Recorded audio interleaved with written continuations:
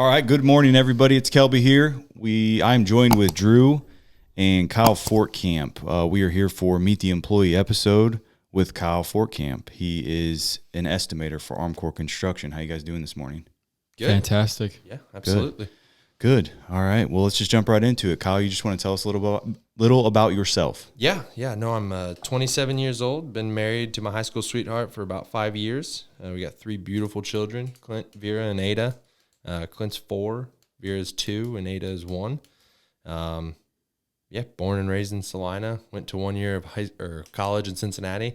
Shortly realized I was not made out for college, so made my way back, and been at Armcorp for, what is it? Almost 7 years now, I think.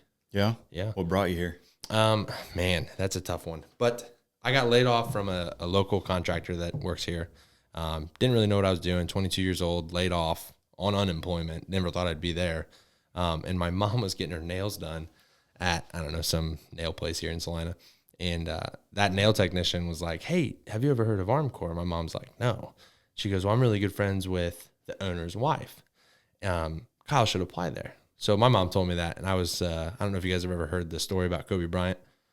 Kobe Bryant got told, this is a segue. Kobe Bryant got told one time, he goes, you really shouldn't put all your eggs in one basket. You should spread it out. I don't know if it was finance or, his shooting habits or whatever it was, but they were like, you shouldn't put all your eggs in one basket. And Kobe Bryant was just like, "No, I'm going to put all my eggs in one basket and then go get more eggs." Yeah.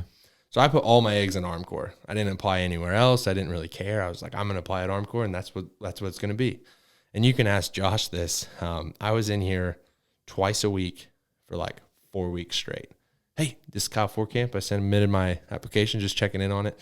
But anyways, my mom was getting her nails done. Nail technician said, "Mary." And I was like, I want to work there. So did you take it off your mom's word, or just did you ever do any research, talk to anybody else? Or No, I took it off my mom's word, and then my mom's nail technician was my childhood best friend's mom, and I trust her too. So I was like, I know I like construction, and the other construction companies, nothing bad about them, but I just didn't want to work for them and the type of work that they did. I didn't want to be residential. And I guess I knew that Armcorp wasn't residential, so that's the only research I did. And I was like, all right, that's it. I'm gonna apply there. So how much experience did you say you had before this? Well, as far as commercial construction, I only had like probably 2 years of it. But just construction background, birdhouses, grandpa remodeled houses. I was always the cheap demo guy. Come in with a sledgehammer, pays me $20 on a Saturday to come and demo all day. As a 14-year-old, you're getting $20. You're like, I am rich, you know?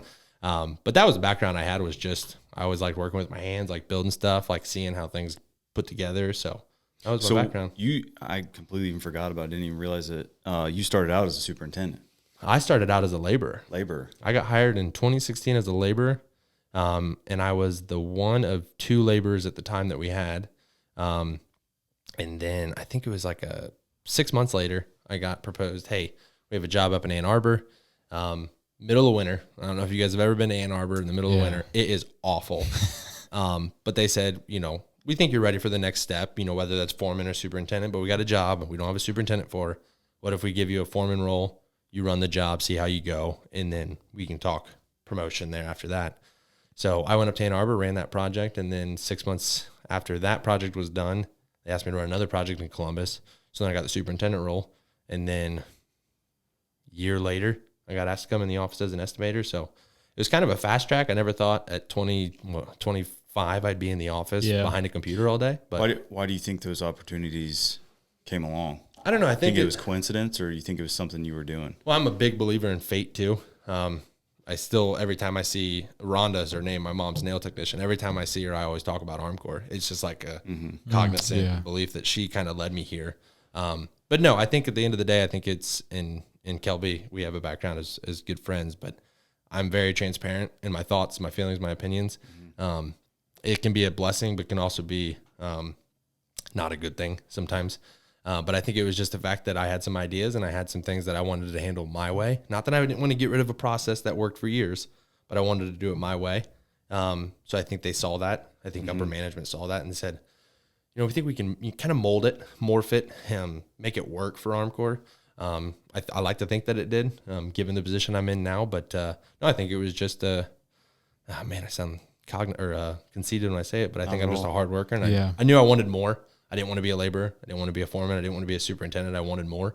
So it was just a process of showing the upper management that I can take on more. We're in a society now that like just follow the normal is what we're in. So absolutely. I'm trying to get to that to where, like, Kyle, what would you tell someone that's out there right now? Like, how do I advance? What are some things I can do to advance in a organization? I mean, it's not all, we don't all have to go own our own businesses to feel successful in life. Like, absolutely, you're sitting here explaining that you spent 1 or 2 years as or not even a year as a laborer, and then you got the opportunity. Like, so what do you think just brought you there? Is there like a practice that you did? You said, I want stuff my own way.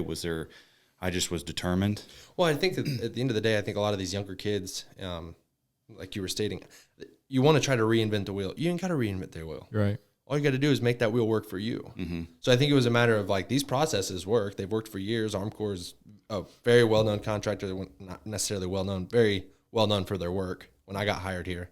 So I think it was just a process of taking that process from other superintendents that I was around, laborers that I was around, and saying, okay, I like that, but I don't like this. I don't like that. I don't like that. I'm going to do that, but my way. Mm-hmm. And just kind of transpired and transposed into different things. So how was your mindset when an opportunity came about? You can ask Josh this too. I had 2 opinions. I told him, I said, my personal opinion is no, I don't want to go up to Ann Arbor. Yeah. My professional opinion is put me where you need me. I'll take care of it. And I think that goes a long way to show them that we have a lot of jobs spread out all over the place. And I know travel's a big thing, especially with people with families. And at the time I didn't have a family. Now I got, 3 beautiful babies at home that I want to spend them every day with. Yeah. But I think at the end of the day, it was just, no, I'm still a career man. I want to, and not only a career man, I'm a team guy. I want Armcorp to succeed so I can reap the benefits from it. Not necessarily bonus wise, but just culture and happiness and positivity that's going around. So I think it was just a matter of, those were my 2 opinions, and Josh took it. And I went up to Ann Arbor and I did the job, and they were like, okay, I think we should reward him. Let's give him a job in Columbus. It's drivable. I'm not staying up in Ann Arbor for a week.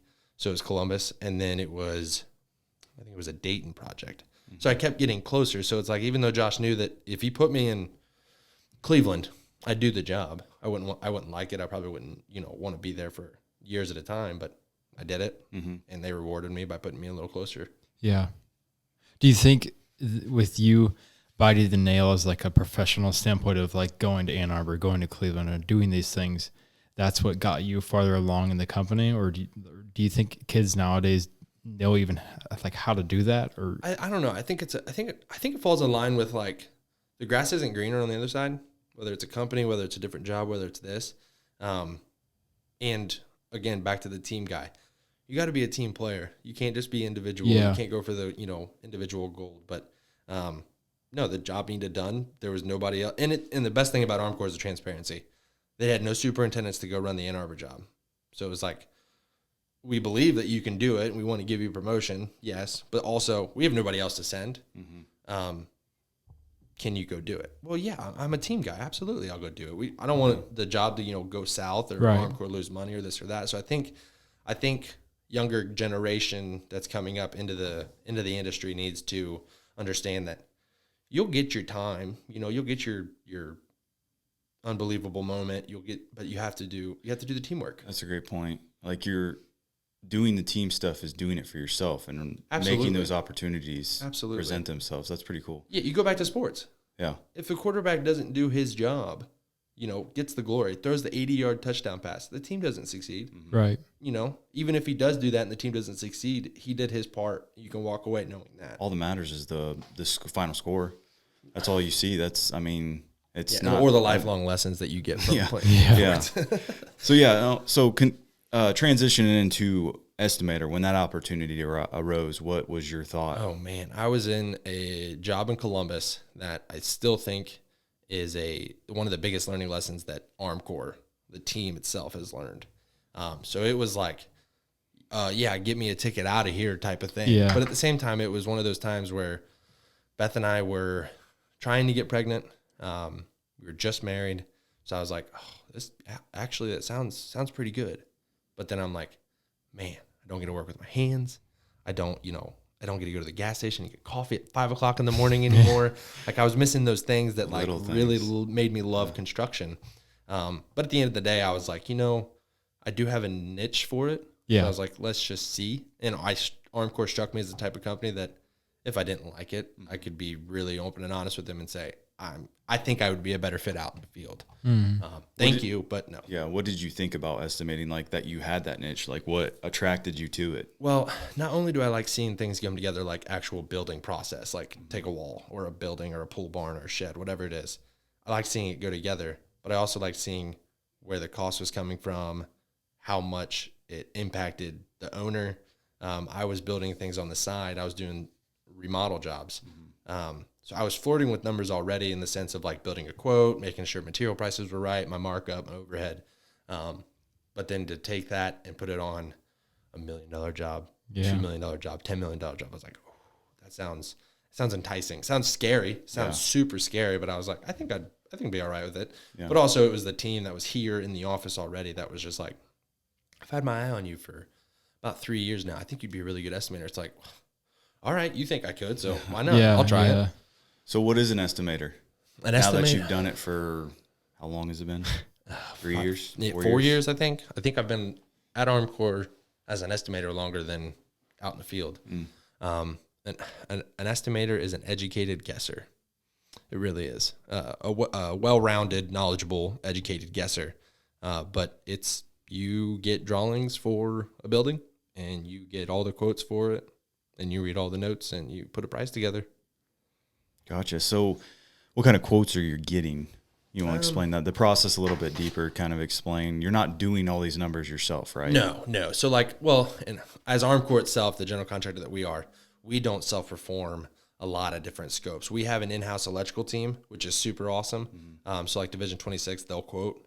But pretty much anything, concrete, masonry, walls and ceilings, painting, flooring, all of those scopes that go into any kind of project, we'll reach out to subcontractors in the area, get quotes from them. They'll read the same drawings and specifications that we have.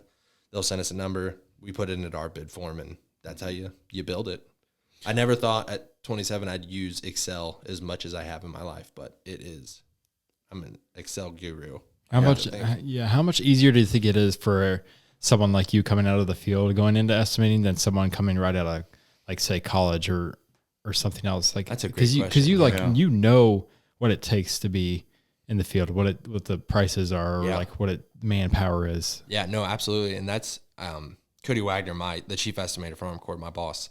He is that guy who came out of college, worked a little bit out in the field, has a background in it, but just a little, and got a job as the estimator and / project manager for a different company. His brain, when it works for estimating, works so differently than mine, being out in the field and having 5-6 years of field experience, that me and him, when we're looking at, I don't even know what the last one was. What was it? It was like a CMU wall with like a 6-inch aluminum stud wall, double 6-inch aluminum stud wall. The process that went into that, like, he's very left brain, my prices, lengths, structural, that stuff. My brain is manpower. How long is this going to take? How many guys? What kind of equipment? Okay, well, it's aluminum, so that goes together differently than galvanized steel. And so it definitely transposes having that field experience and going into estimating, because it's like, if I bid self-perform, I'll close my eyes, I'll put myself in that bathroom, and I'm like, okay, I got, 4 pieces of toilet partitions to install. I got all the bathroom accessories to install. How long is that going to take me if I'm out there by myself with my tools? Yeah. And I'll work through it. And I mean, there's sometimes where I'm down to like 3.5 minutes, 4 minutes, 6 minutes, like tile, not tile. Yeah. So it definitely transposes being out in the field and having that experience. That's great. What are you talking about? You're down to 3.5, 4 minutes. What are you saying there? Like, so I got, 42-inch grab bar that goes behind the toilet for ADA. If I'm installing that in porcelain tile, I'm down to like, with your tile built, like, it's going to take me about 4.5 minutes to drill all those holes, put the anchors in, and install that grab bar. I thought you were talking about, on bid opening, which I've kind of helped you, Drew's helped you with, run bids. I thought you were talking about, experience, isn't it? So you want to explain that a little bit? Yeah. When you have that bid all together? Yeah, which I can't speak to the older generation, but the newer generation now, we print out our bid form, everything that goes together for that bid form, which, working for the government, it's quite an extensive bid package. But there's really only a couple spots you got to put in your number. We'll send that package along with you guys to the bid drop-off location. And I don't know. I mean, I think the closest I've ever gotten is like 2 minutes before bid time. I'll text my number to the guy at the bid drop-off location. He has to write it in. I think that was me. Yeah, write it out in words and then seal it in an envelope and submit it. And then they open it up, public bid opening, and it is. I mean, I'm talking intense. People like you have to be there at the time. Yeah. Like no later, not even a second later, it's shut down. So it's quite the experience. I think, that was me, Kyle. I think it was the library. I think it was. I was sitting in the library surrounded by a bunch of people, and I'm sitting there like legs shaking. He literally texted me probably 2 minutes before, and I have probably 20 numbers to fill in. I had chicken scratch galore. Yep. But it's intense, though. It is. It all makes it worth it when they're reading all the numbers out, and Armcorp Construction gets the read out as a low bidder. Yeah. The high fives that happen in the office, I know the bid runner doesn't experience it, but the hype that comes in the office is legit. I know one of the lows is when you lose by, what's the most gut-wrenching loss that you've had? Oh, man. I'm trying to think. I think it was like a $22,000 difference in the quotes on like a $3 million project. Which is like very, very close. Percentage-wise. Yeah, that's what I'm saying. What's the percentage? Close. I don't even know what that percentage would be, but I think the closest percentage I had was like 1.2% or something like that. Wow. Yeah. Cody Wagner lost a job or won a job. One of our biggest jobs to date. He won a job by like $1,000. And it was like a $9 million job. That's unheard of. Yeah. It's that's when you know you're doing a good job. Yeah. It really does. And you hate to lose them. You hate to lose those jobs, but at the end of the day, it's like, and this is the Cody Wagner coming out in me and my left brain, you get data and you see where you're competitive at. So like that job that I lost by, 1.3%. Yeah. It's like, okay, maybe if I just refine my fuel charges, refine my project management time, and I get a better quote for concrete, I'm winning that job every day. Yeah. Day in and day out, I'm winning that job. So you get that data and you get, where to go and how to price it and your markup and your overhead. So yeah. What goes through your head when you win by a bunch? What did I miss? Yep. What did I miss? Yeah. Tim always says, if you don't have butterflies in your stomach waiting for the bids to be read out loud, it's not a good number. You didn't win. Yeah. And the days that you have just stomach rolling, you got a really good number, and then they read it out and you won by, I don't know, say it's a $500,000 job, and you win it by $80,000, $100,000. You're like, oh boy, that could be a lighting package. That could be a concrete guy excluding rebar. Yeah. Something big. I haven't had one of those. Actually, I take that back. I did have one. I like to say it wasn't my fault, but it was my fault because it was my job. We were low bidder on it, but we were so substantially low that we had to just go, we don't have everything. And they were understanding of it, but it was, that was upsetting. Yeah. But, outside of that, it's just, Cody and Tim have been nothing but training worthy. Like they just shoot training at you. Lessons learned. It's never well, you messed up, go home. You're not getting paid the rest of this week. Yeah. It's never that. It's always, well, let's not do that again. Yeah. Type of things, which is it just makes an estimator feel more comfortable. Yeah. To bid better and bid tighter and win more jobs. Yeah. I mean, it goes with everything in life. I mean, you can't just you make a mistake and it's, well, see you later. Mm-hmm. Like you're just gonna have to keep going through that turnover process. Which older generations teach someone. Yeah, sorry, I didn't mean to No, interrupt. you're good. You're older good. generations, you just hear horror stories of that. Guys missing a $60,000 lighting package, and he's like, "Well, you don't have a job." So that's nerve wracking. But at the end of the day, I work for such a great company that you don't have to worry about that. Yeah. Yeah. It's just, I mean, it's one of those things. Like, try not to make that mistake again. I mean, we're human. There's human factor, human error. I mean, I think it was Jacob Stala. He told me, man, this was probably 4 years ago. He said the definition of insanity, doing the same thing over and over again and expecting different results. Mm-hmm. Yeah. So we just did our Friday morning meeting in our estimating department, and we have bidding lessons learned. I mean, we leave lessons up there that happened 6 months ago, not because we're lazy and we don't want to delete it, but because it's like, no, we want this ingrained in your brain that you don't do that. We don't mess that up. Yeah. Yeah. So you win the job's turned over. Now it's in the project manager's hands. What's some of the things that you're gonna still have to? Are you done with that job after it's turned over? we've extensified. I don't even know if that's a word. We've made it very extensive, passing that job off to the PM, making sure they are in the weeds of it all that we were when we were bidding the job. So they know the ins and outs. They know what sub has what numbers, this and that. But then once the job's over to the PMs, say they're on site and they're starting, really the only time we get involved is double checking scope of work if a sub says, oh, I don't have that included. It's like, well, no, your quote you sent me 4 months ago says right here that you have it included. That's probably like 90% of our time. But then the other 10% is probably just change orders. If there's ever a change order on a job, we reach out to the subs, get the numbers, put it together, get with the project management team, see if there's any more time added to the job, and submit the change order cost. What's your favorite part of the role? Oh, man. Besides being in a good culture, your office is pretty fun, but the role specific, what's something that feeds you? I think when you got the team on your back, I'm bidding at one of these jobs right now. A job comes out for bid, and it's a job that a PM hears about, and the PM goes, you better not lose this. And your owner, Tim, goes, it's a really nice job. It's a really nice architecture firm. It's a really nice client. Yeah. We should really go in on this. And then you turn that around after a 2-month bidding process or a month bidding process, and you're able to put a W next to that. Oh, my gosh. There's no money value that you can put on that. That is an awesome feeling. Yeah. Yeah, that kind of goes into the next question of what effect does your role have on Armcorp? You've said it. I won't ever forget you explaining this in one of our meetings. You had a poster of your guys' families, and you know what I'm talking about. I don't know if you want to explain that a little bit. Yeah, so our old boss, he always used to say this one thing, it all starts with us. I mean, it was like our estimating department motto. Yeah. It all starts with us. And, as a 23-year-old learning estimating, the junior estimator type role, I was just like, oh, okay, it all starts with us, whatever. But as I've gotten into the position more and more responsibility has been put on me, and the bigger jobs that may have those explanation points or stars next to it, like we got to win these, it's gotten more real for me that if we don't win jobs, dang it, we didn't lose it, or we didn't win that job. No. It goes further than that. Now, project manager doesn't have a job to run. A superintendent out in the field doesn't have a job to run. Laborers don't have work to perform on that job. Their family's not getting a paycheck. Their kids aren't getting new shoes, new book bag, no, extracurricular stuff that you do on the weekends with your kids. So it's definitely something that, I work in a department of 4. Armcorp in general is 55 employees? Somewhere around that. Something like that, 40 to 55.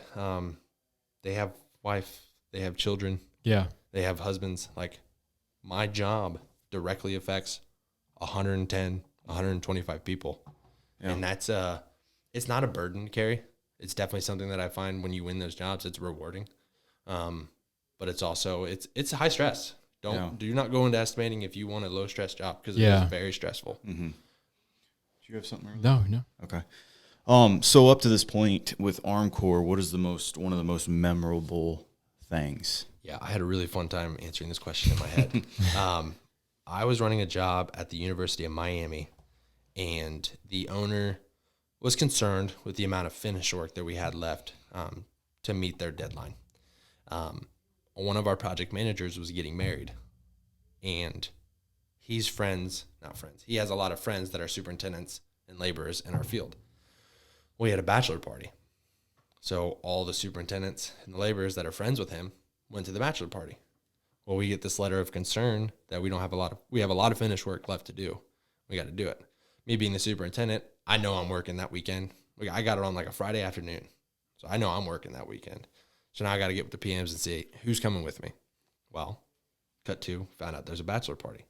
I'm not going to ruin that guy's bachelor party. He's one of my project managers. I'm not going to ruin it. Yeah. Josh, vice president of operations, he wasn't going to ruin it.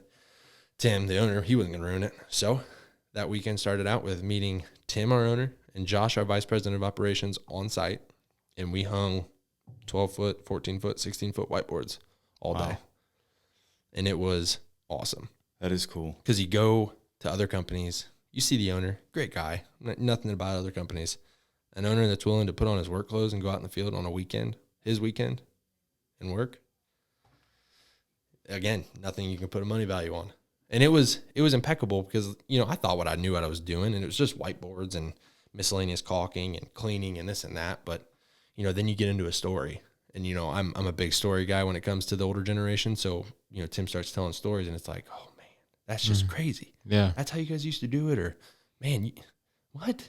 You know, so that was probably the most memorable thing that I've had the president, CEO, and the vice president come out and kick some butt with me on the field. That's Sweet. Awesome. What a story. That's cool. So where do you see your future with Armcorp? What kind of opportunities would you like to see? I know you don't have a lot of advancement opportunities unless Cody happened to leave. Yeah. To get that next, what is it, the chief estimator. Yeah. So maybe I guess some more horizontal goals and opportunities. Yeah. No. I don't know. I felt this goes back to the mold that I wanted Armcorp to me to be. I'm very moldable, so it's whatever role they want me to fill, I'll fill it. As far as the big opportunity that I would like to explore is the different avenues of work that Armcorp could fall into. The VA has been nothing but great to us. You know, they have their pros and cons. So does every, you know, client. But what different avenues that Armcorp could reach out into, explore, see where we could be really beneficial. Whether that's military, whether that's, you know, other federal sites, whether that's private. Yeah. I think the private sector is something that has been overlooked since I've been in estimating, and I think it'd be a really cool avenue to go down. Drew and I went to the Defense Contracting Summit in DC, and that opened our eyes, you know, especially mine, as far as the out-of-state work that has that avenue and has that capability of becoming this huge. Oh, you worked on Indo-PACOM? Yeah. Oh yeah, you can come here and work anytime. So having those checklists, so it's not necessarily a promotion or a goal that I have that ways. It's just what else we can do as Armcorp as a whole, bid different jobs and it's cool. It's not just cool for the estimators to bid like different work. Not saying the VA work is boring, but like you get to do this cool work, but then also the superintendent's going to work on different jobs like massive factories, and then I get to market these things that we've done like schools and factories and all this cool naval bases and stuff like that. And then you get to be able to do this new safety measures. Like it's everyone's affected with the new work we get to do.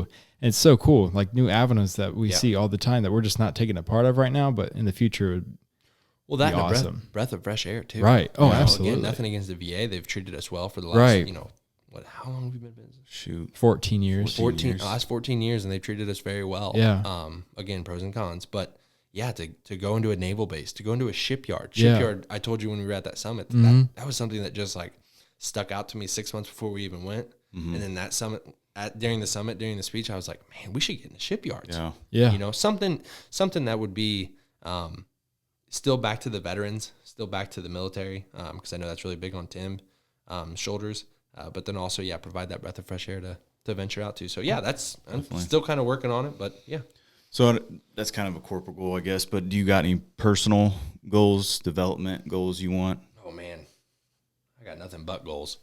Good. Personal goals. I mean, no, it's continue to grow as a man, as a human, as an estimator. But also mainly since having kids, that's been like my life, and my wife, and it's just that's mainly my personal goals that I have is buy some farm ground, build a house. Get some chickens. Yeah. I think my kid, Clint, has a list right now. He needs a Zaid puppy, 4 kittens, 2 old chickens, 2 new chickens, a goat, and my daughter just told me the other night she wants a cow. Isn't that crazy how kids' minds work? It is. Like, we ain't making that kind of list. No, but also, heck yeah, we're getting a cow. Yeah. You know, I'm not going to tell them no. Yeah. But no, that's personal goals. Just, just be a family dad, be a family man. That's good. I take that. I learned a lot of lessons in Armcorp and estimating and in the construction industry, but nowhere near close to the levels of lessons my own kids have taught me. So just be the best I can be for them is probably the biggest personal goal I have. For sure. Awesome. That's good to hear. If asked about you, what would your coworkers say about you? You guys can read this too. I said, oh man, loud, obnoxious, emotional, maybe a couple good lies about me. I don't know. But no, I am what you see is what you get kind of guy. I don't think I shy away from I shy away from confrontation because I don't like it. I like being a people person. But at the same time, sometimes my mouth talks faster than my mind. Yeah. So I'll say something, and I don't mean it from a place of hurt or hate. You're black and white. Yeah, 100% black and white. Gotta be. There's no time to gray waste area it with Kyle. He's going to tell you what Straight it up. is, and you either got to take it and run with it or just be butthurt about it. You know, and again, that doesn't come from a place of hurt or anything like that. It's just, yeah, I am black and white. There's no reason to waste time. I mean, I appreciate our conversations. Yeah, I mean, I feel like if both people in the conversation can walk away with something different, bad or good, that's a good conversation. Yeah, I'll take that conversation all day. Yeah. Other than the fluff conversations, the fillers, oh yeah, man, yeah, I totally agree with you. It's like, you don't even know what I'm talking about. Yeah. You know? So no, I'm very black and white. I think Jeff is my other estimator, our other estimator, not mine. He's what's the word I'm looking for? He has said I have ADHD. I clap a lot. Oh yeah. Make noises. Yeah, I'm just when I'm up, I'm up. When I'm down, I'm down. Yeah. I mean, hey, that's not a bad way to be. Yeah. I mean, it's definitely I can definitely tell you both ways. Yeah. So that's good. I figured you'd hit on this, but what is something about Armcorp that you would want everyone to know? Oh man. When I first got hired here, I was like, this is God sent. The culture, the people, the owners, the upper management, everything was just like, this isn't a construction company. What are you talking about? No, where's the catch, right? I think what I tell people is there's no catch. There's no catch. That's good. It's transparent. You have a voice. You do your job, you're going to get rewarded for it. You don't do your job, you're going to get disciplined. There's no catch. I think there was a time where it was kind of gray. It was kind of we were existing. We weren't growing. Yeah. We weren't declining. We were just there. I think in the last year and a half, it's kind of turned. We're getting rolling. Actually, just the meeting we had last Friday was it takes a long time to turn a long ship around. We're on that. I mean, that ship's completely turned directions. Now we just got to restart the engines and get going. Yeah.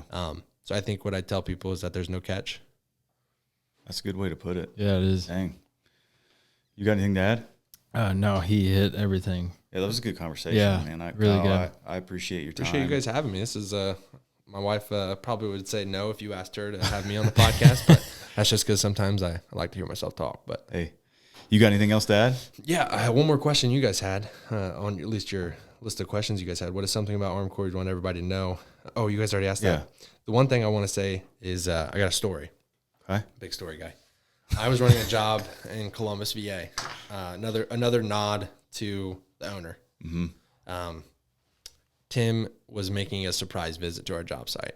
Our PMs, not that they thought anything bad was going to happen or that we weren't doing our job, but they gave a quick text message out in the morning at, 5:30 in the morning. Hey, Tim's coming on site. Button up, So I don't know. I think I was on the road to Columbus at 4:15, and I got that text message at like 5. I was not going the speed limit. I was going way over because I wanted to get to the job site and get everything buttoned up. Yeah. Not that it wasn't already, but even more. The owner's coming on site. Well, I come to find out Tim didn't even get to site till I think it was like 11:30. So at that time, this job, I would have ate off the ground. It was just spectacular.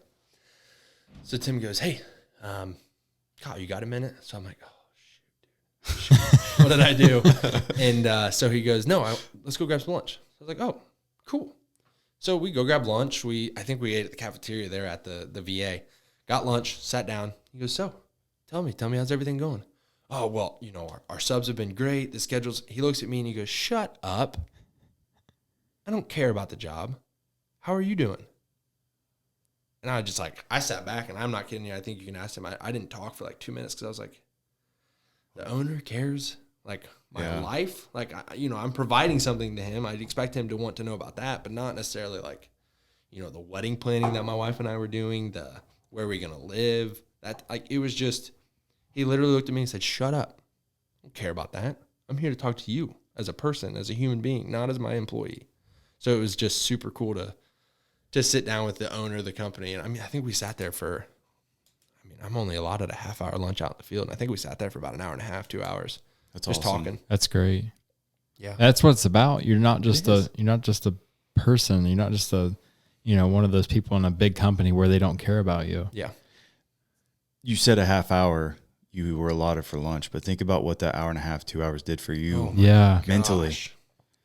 I mean, it made me feel like the Kool-Aid man. Yeah. I just wanted to go through a brick wall because I'm like, I'll do anything for this man. Mm-hmm. Yeah. Like this man just provided me more in 2 hours than I got from a company that I worked for 2 years. Mm-hmm. So it was definitely something that I took to heart and I still think of pretty religiously.